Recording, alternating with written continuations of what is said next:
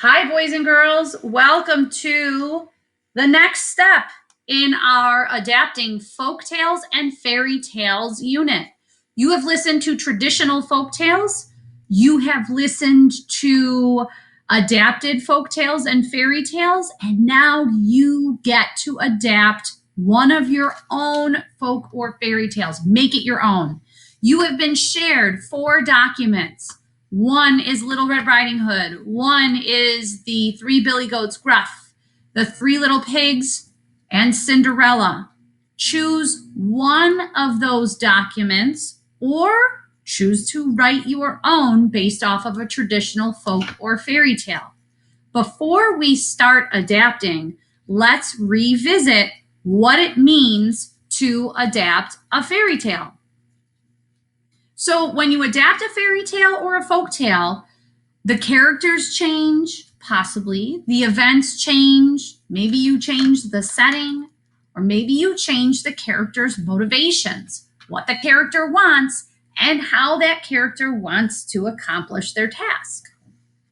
So you can decide to pick one of these changes, or you can try a couple different ones. So I have here Little Red Riding Hood, and I've decided that I am going to call it Little Purple Hoodie Girl. For those of you that know me, I love purple, and hoodies are pretty comfortable. So I'm also going to change it in the document title so I am not confused. And now, wherever I see Little Red Riding Hood, I need to write Little Purple Hoodie Girl. Now, there is a trick. You copy and you go to Find and Replace. Find Little Red Riding Hood and replace it with Little Purple Hoodie Girl. Match the case.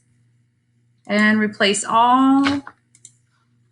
And it looks like it changed it all. The only thing it didn't do is it didn't put it in bold. And the reason we want you to put it in bold is so that you can see the changes that you're making. So as I go along, I will definitely have to remind myself to make those changes unless I do it right now. Maybe it's a better idea to do it right now, just so that I don't forget.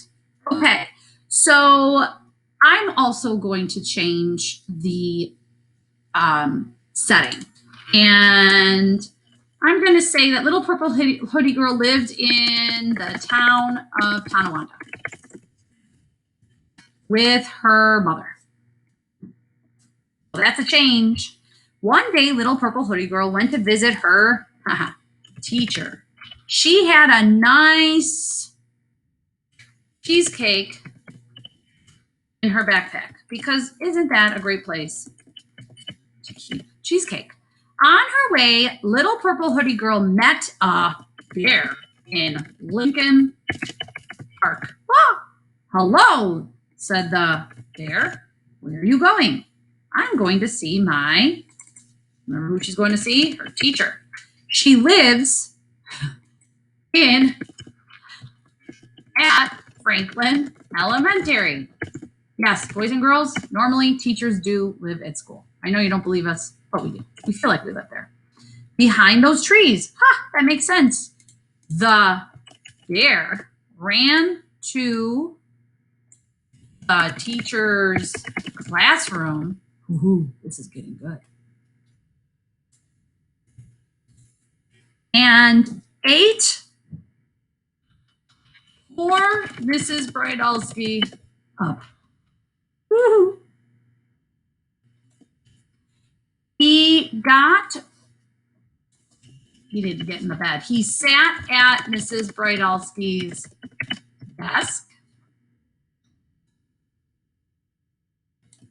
A little later, Little Purple Hoodie Girl reached the classroom. She looked at the bear. I should bold this. "Mrs. Bridalski, what big I want to bold that. There we go. What big claws you have. All the better to write on the chalkboard with, said the bear. And all the better to write on the chalkboard with. No, not little purple hoodie girl. Mrs. Bridalski, what furry arms you have. All the better to hug you with, said the bear. You see how I'm going through and I am making changes as I go? You need to make sure that the story also makes sense and that it flows. Mrs. Bridalski, what a big body you have. Please don't tell me that. All the better to protect you with, said the bear. Mrs. Bridalski, I can't tell my name. What big teeth you have. All the better to eat you with, shouted the bear. Just then, Mrs. Evans was in the hallway. Whew, thank goodness for Mrs. Evans. She heard a loud scream and ran into the classroom.